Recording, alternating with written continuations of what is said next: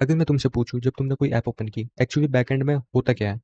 So basically app open करना एक icon पे क्लिक करना नहीं होता। उसके पीछे भी काफ़ी चीज़ें रन हो रही होती है, like Linux kernel, Android framework, services, Android run time, काफ़ी चीज़ें। अगर तुम्हें जानना है ये एक्चुअली रन होता कैसे है, इसे एक्सप्लोर कैसे करते हैं, सो ये वीडियो तुम्हारे लिए है।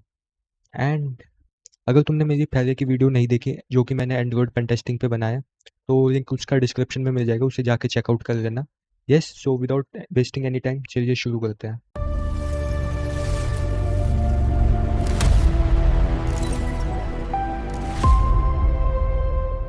Android architecture. Basically Android architecture देखने से पहले हम समझते हैं एंड्रॉयड है क्या।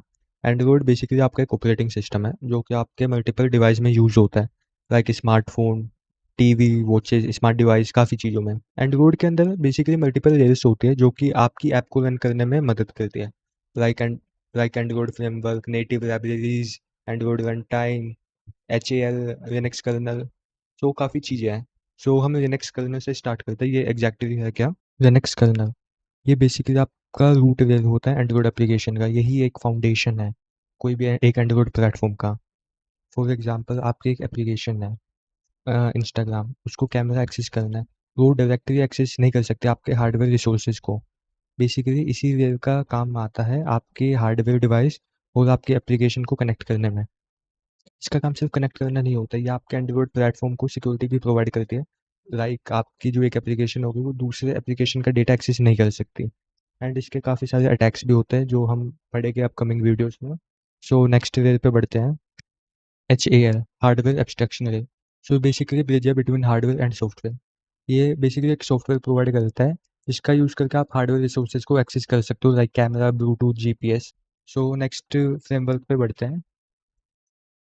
एंड्रॉयड रन टाइम, ए R T. So basically engine है जो कि आपकी ऐप्स होगी वो उनको रन करने के लिए एक इंजन प्रोवाइड करता है। फॉर एग्जाम्पल आपने कोड लिखा, राइट, फॉर एग्जांपल आपने कोड लिखा जावा और कोटलिन में।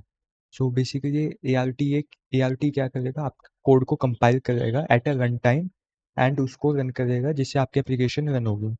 सो इसके बेसिकली पहले डेलविक रन टाइम यूज होता था। सो बेसिकली इसमें क्या था, just J I T compilation at run time होता था।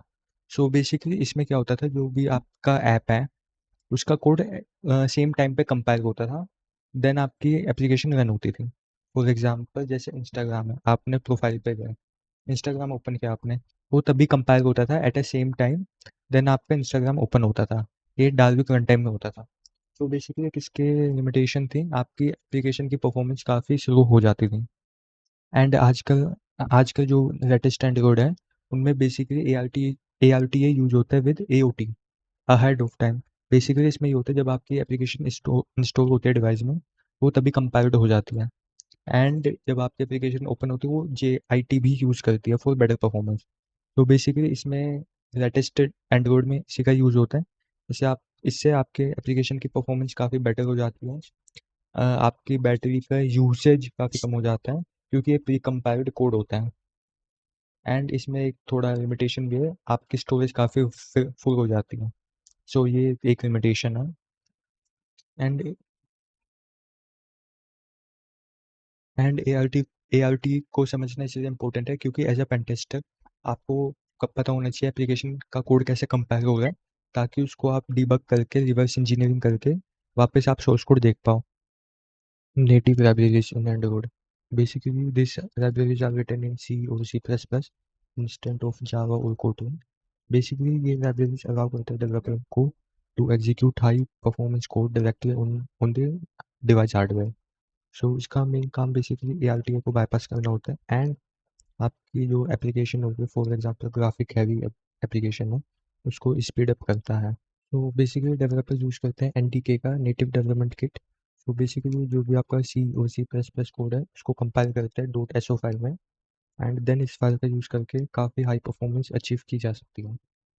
सो नेक्स्ट टॉपिक पे बढ़ते हैं। Android framework.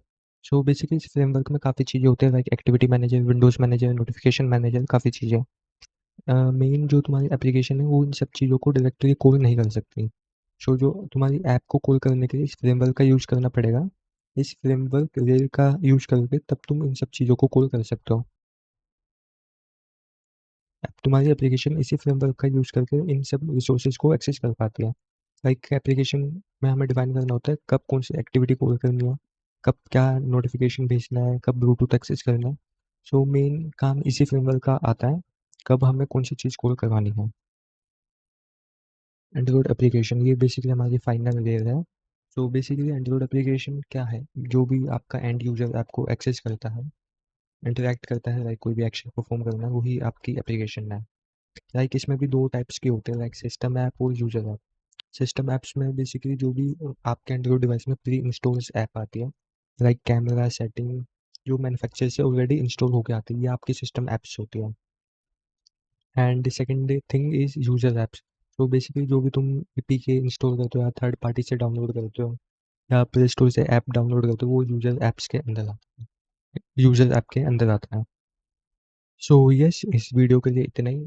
इस वीडियो में हमने एंड्रॉयड आर्किटेक्चर के बारे में देख लिया, मल्टीपल लेयर्स की वर्किंग के बारे में देख लिया। सो अपकमिंग वीडियो में हम एक्टिविटी देखेंगे, इंटेंट देखेंगे, वेब व्यू, इन सबको एक्सप्लोर करेंगे विद प्रैक्टिकल।